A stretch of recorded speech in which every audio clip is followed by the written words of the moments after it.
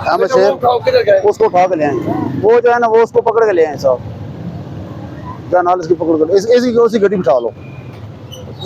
हाँ इसको गड्डी, ये किधर गए हैं?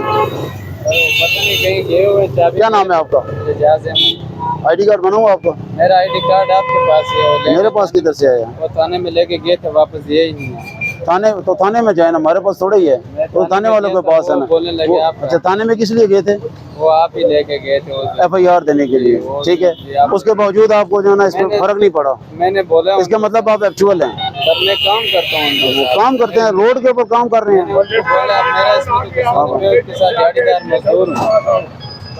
बंदे उसको बिठा दिया अंदर, बस ठीक है, उसको कोई चीज रखो, ये इनका सामान उठवाए ना।